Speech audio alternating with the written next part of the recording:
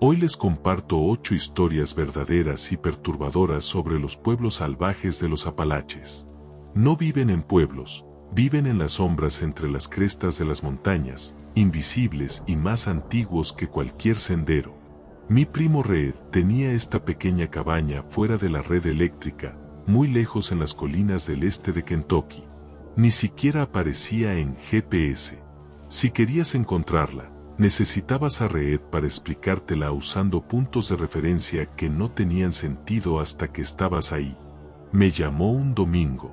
Me voy a Ohio por una semana. ¿Puedes cuidar el lugar? Alimentar a los perros, vigilar el propano. Sonaba como un descanso fácil. Sin distracciones, solo una semana tranquila en el bosque. Entonces dijo algo raro. Ah, y no dejes la puerta abierta. ¿Qué puerta?, pregunté. Ya verás, dijo. El viaje me tomó casi 7 horas. Para cuando llegué al claro, había perdido la señal completamente. La cabaña estaba bajo un dosel de árboles viejos. Los perros bajaron por los escalones. Grandes, pelo grueso, ojos blancos que les daban una mirada fantasmal. Benny y Rock. La cabaña era acogedora pero claramente habitada por alguien que no esperaba compañía. Una habitación grande con chimenea, un sofá gastado, escalera al desván.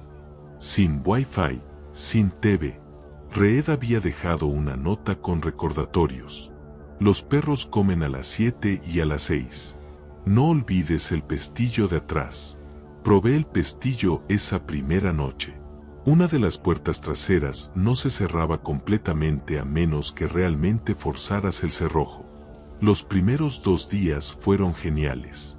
Caminé por senderos, me senté en el porche, dejé que los perros anduvieran libres. Era silencioso de una manera que la vida moderna ya no es. Por la noche, la luz de movimiento de atrás se encendía a veces. Asumí que eran venados. Los perros nunca reaccionaron. No fue hasta la tercera mañana que algo se sintió mal.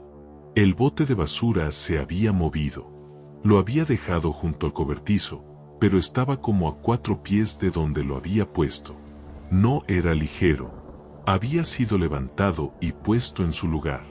Durante nuestro paseo usual, Benny se detuvo en seco, mirando hacia los árboles. Su cuerpo se puso rígido.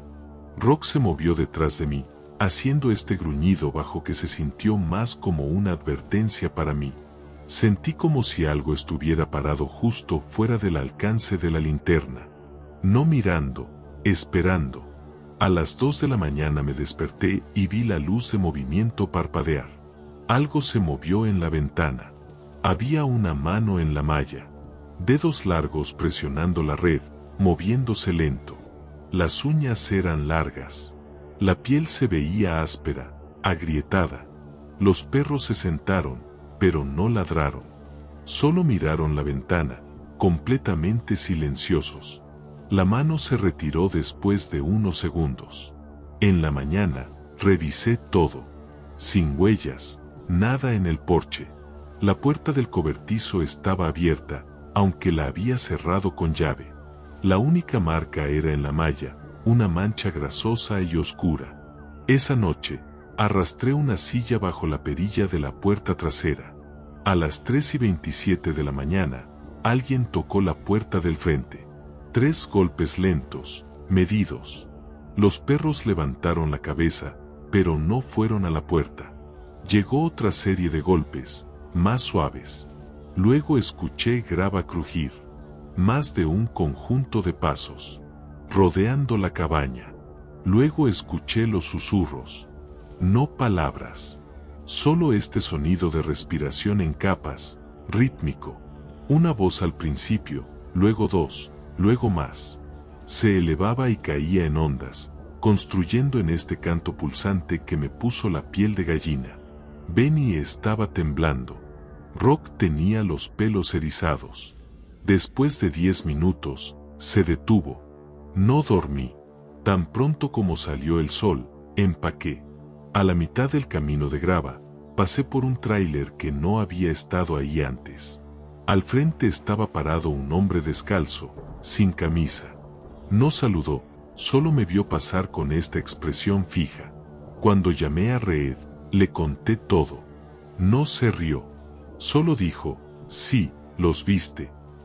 Dijo que habían estado por ahí por generaciones. No exactamente personas, tampoco animales.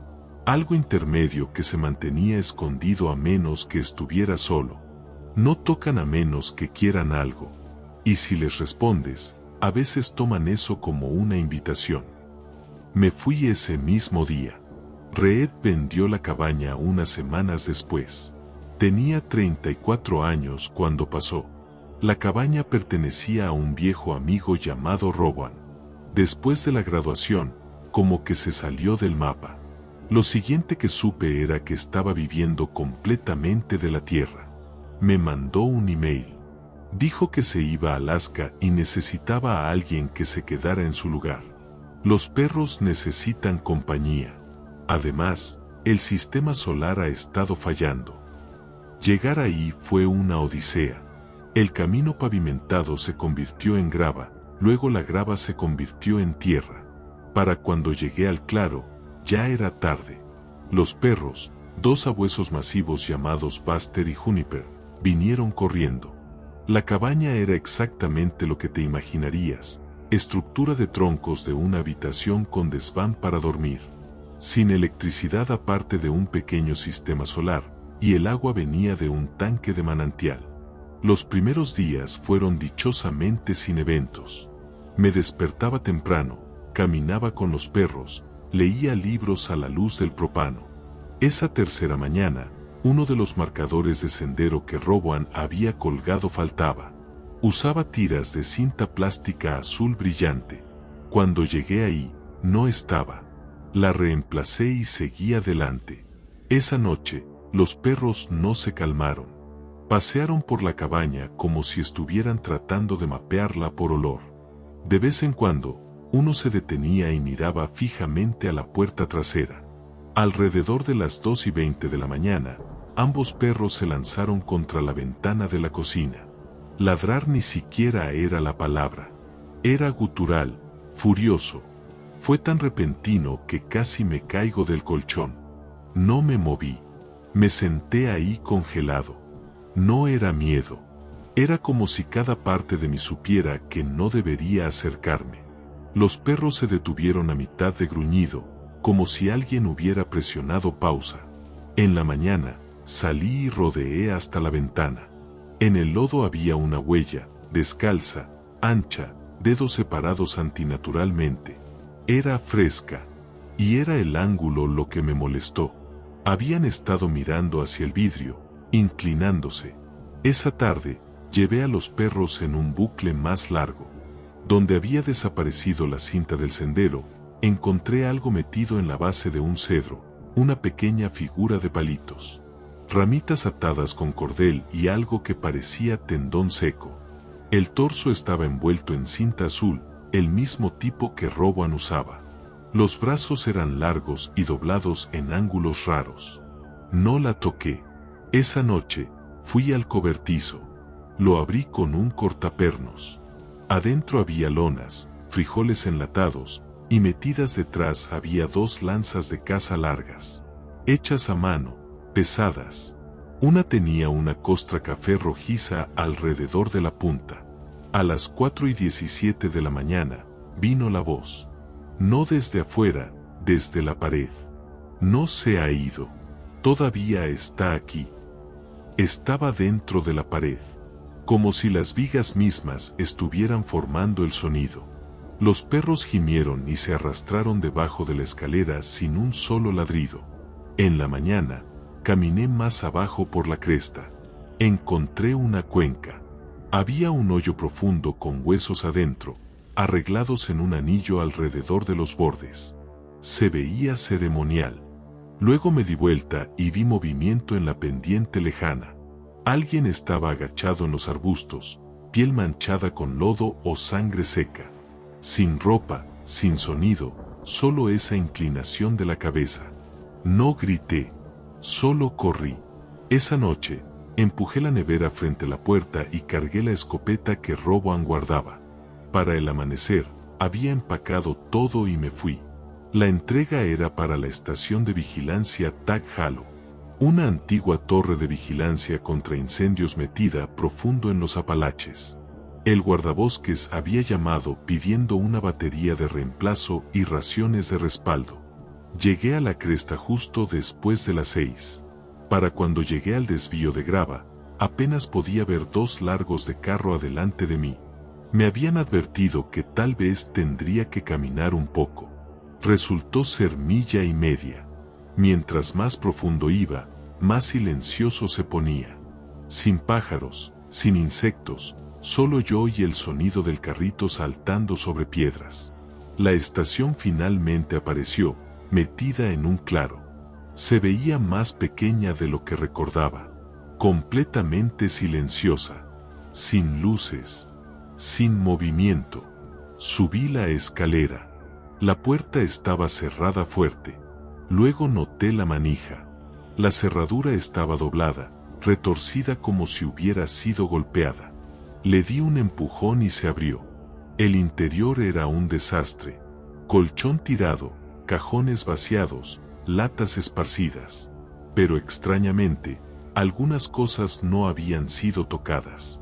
Las botas del guardabosques estaban alineadas pulcramente. Su chaqueta colgaba limpia. No entré. Dejé la hielera en el porche y me fui. Apenas había llegado a 50 yardas cuando la vi. Un nuevo sendero. Derecho, deliberado. Ramas rotas, maleza aplastada. No había estado ahí antes. Lo seguí. Mientras más lejos iba, más raro se ponía. Empecé a ver cosas. Envoltorios viejos, tela rasgada, una hebilla oxidada. Luego encontré una radio naranja partida por la mitad. Más adentro, una camisa rasgada clavada a una rama con un palo dentado. Ahí fue cuando me di la vuelta.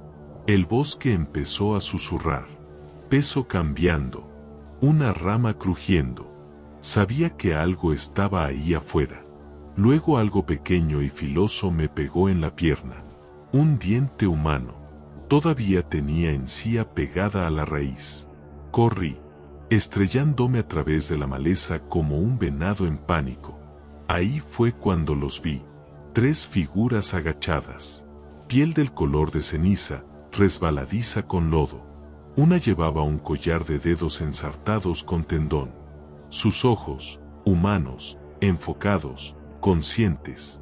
No gritaron, solo miraron. Y luego me siguieron. Llegué a la camioneta temblando. Salí tan fuerte que las llantas aventaron grava hasta la mitad de la colina. 2 días después, la estación Tag Halo desapareció del mapa forestal. La última vez que vi a mi primo Caleb, estaba al otro lado de un arroyo, tal vez a 10 pies de distancia. Sin camisa, sin zapatos. Solo parado ahí mirándome fijamente. Cuando mencionó Blue Hollow Ridge, pensé que estaba exagerando. Dijo que había senderos familiares viejos por ahí que su tío abuelo usaba. Realmente viejos. Ya nadie los camina. Nos estacionamos al final de un camino que no había sido mantenido en décadas. Caleb tenía un mapa topográfico maltratado. 1 hora adentro, llegamos a una bifurcación. Un camino se veía usado, el otro apenas visible. Caleb se fue hacia el escondido. El bosque se sentía espeso. Se puso silencioso de una manera que te hizo notar demasiado tus propios pasos. Caleb dijo que su tío abuelo había hablado de gente que nunca realmente dejó las colinas. Los primos, los llamaba.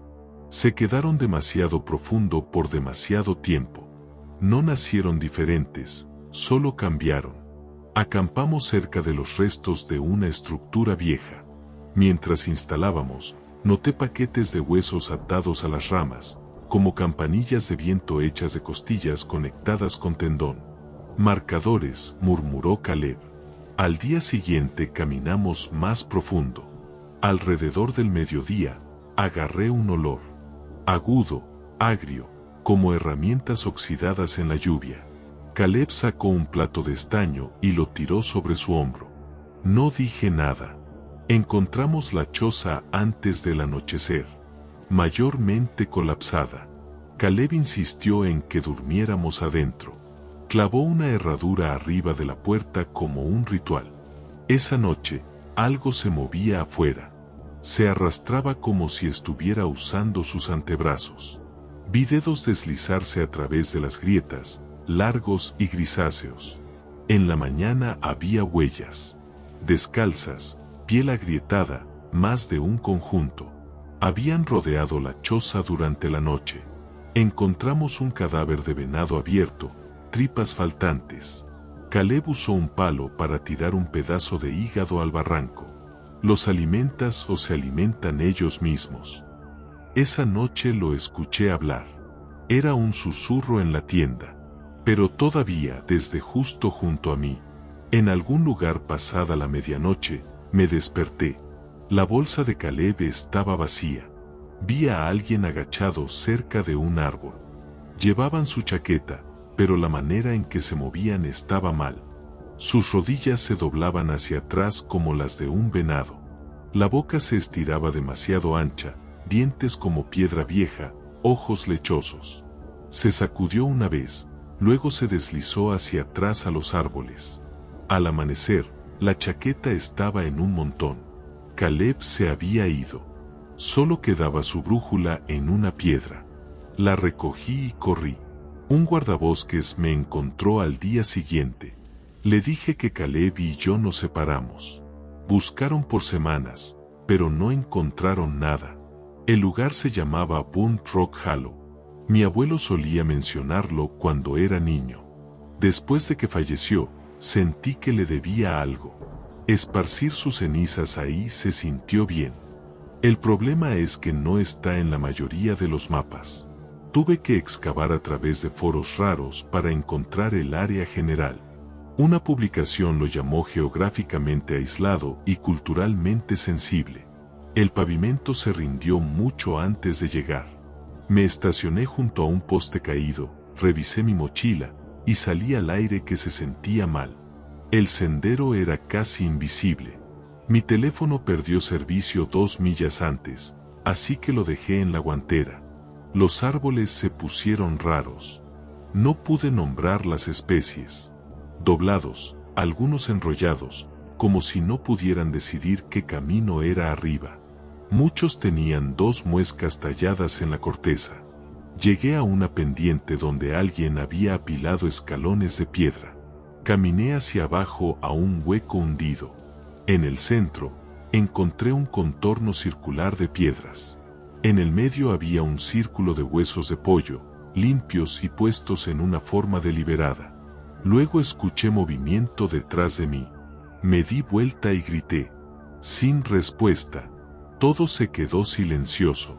Sin viento, sin llamadas de pájaros, ni siquiera mi propio aliento se sintió bien. Ahí fue cuando vi el pollo. Solo estaba parado en el sendero, vivo de alguna manera. Sus plumas estaban irregulares. Un ojo estaba nublado. Su pico se abría y cerraba como si tratara de hacer ruido. Ahí fue cuando escuché la risa. Silenciosa al principio, pero lo suficientemente cerca. No sonaba humana. Era seca y hueca, como alguien pretendiendo que entendía lo que se suponía que era la risa. Empecé a caminar más rápido. Golpeé el olor, agudo y metálico. Adelante, el sendero se dividía alrededor de una cerca hecha de ramas peladas y alambre oxidado atado con pedazos de tela. Más allá, montones de huesos. Algunos demasiado grandes para ser venados, algunos demasiado limpios para ser viejos. Saqué la urna. Pensé que, si esto era sobre las cenizas, tal vez hacer lo que vine a hacer me dejaría ir. Ahí fue cuando lo vi parado entre los árboles. Descalzo y sucio. Ropa desgarrada, piel manchada con algo negro. Su boca colgaba abierta. Detrás de él, 3 figuras más salieron. Una se tiró a 4 patas. Tiré la urna y corrí. Las ramas me desgarraron. Detrás de mí, escuché pasos rápidos y ligeros. Luego empezó el silbido, plano, mecánico, repitiéndose. Vi los árboles con muescas otra vez y me di vuelta.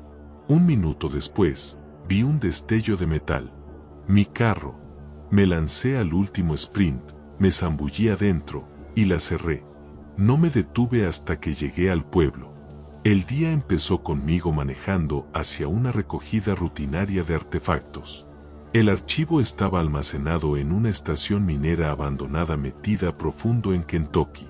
El doctor Mendry me encontró en la entrada. Chaparrito con barba, sal y pimienta. Dijo que había vivido de frijoles enlatados y los prefería fríos. Forzamos la puerta. Adentro, estantes de metal subían al techo. Cajas de madera llenaban cada estante. Un tubo fluorescente colgaba alimentado por un generador dudoso.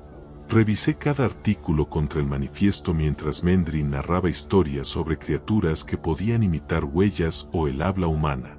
Luego noté una caja que no había sido catalogada. Gris opaco y metal, con abrazaderas gruesas. Sin etiqueta.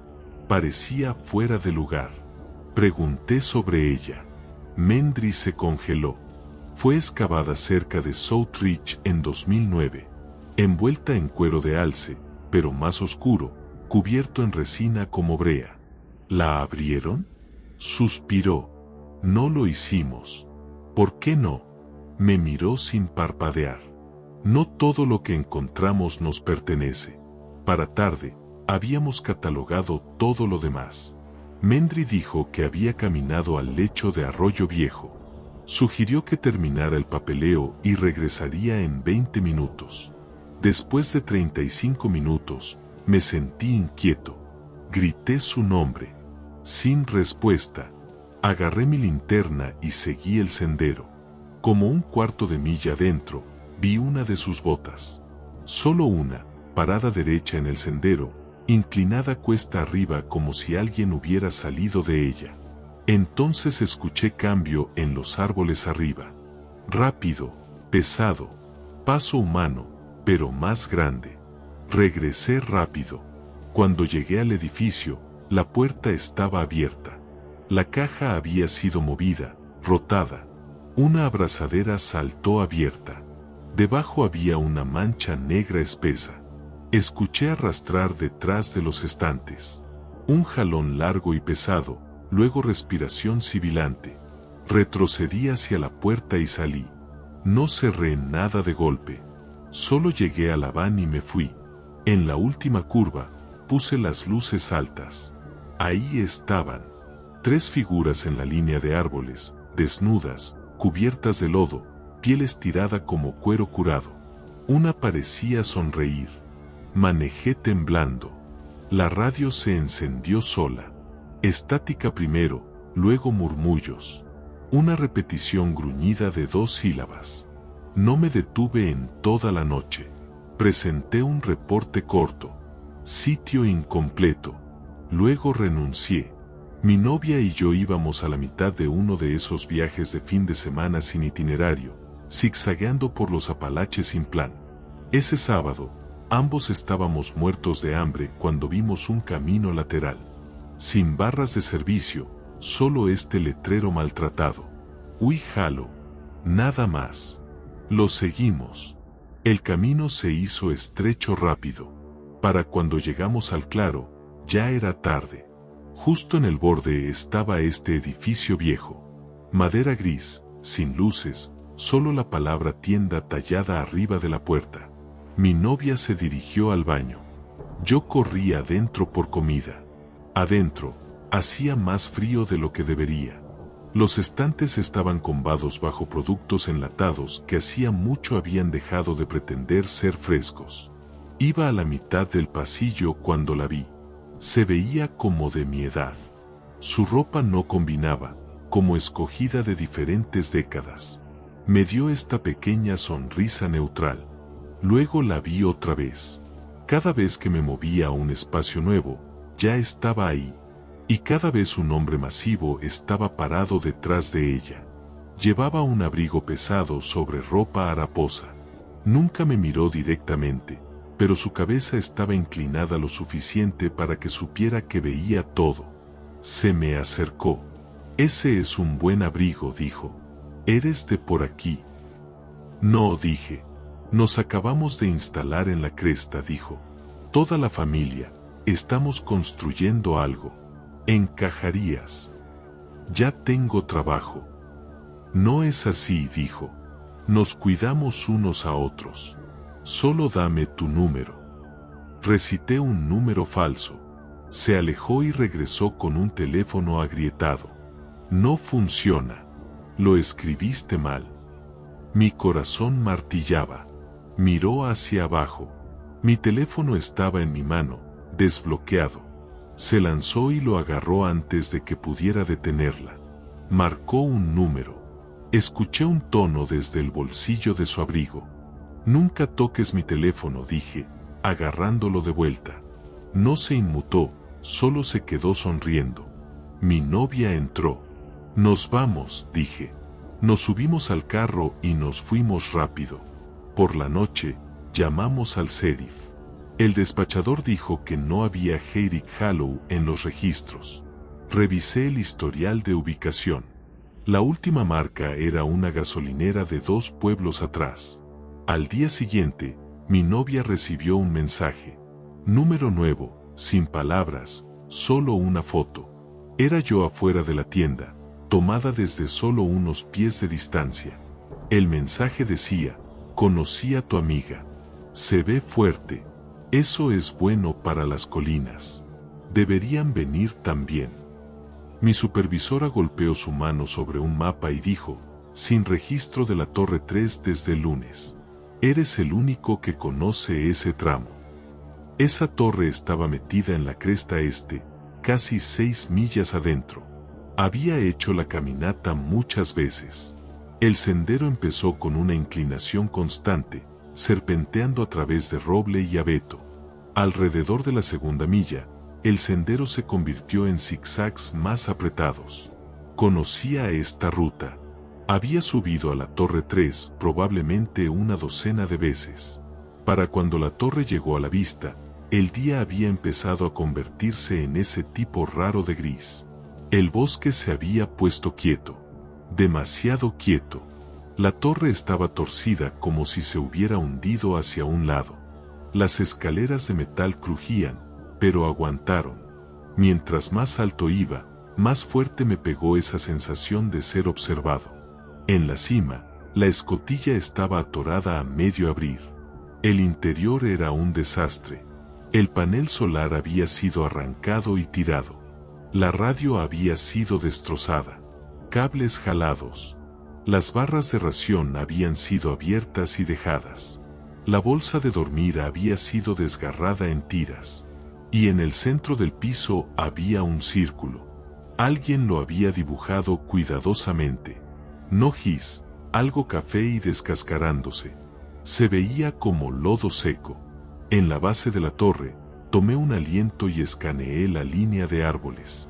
El sendero de vuelta se veía poco familiar. Los árboles se veían mal. Había un pino dividido por la mitad que no recordaba.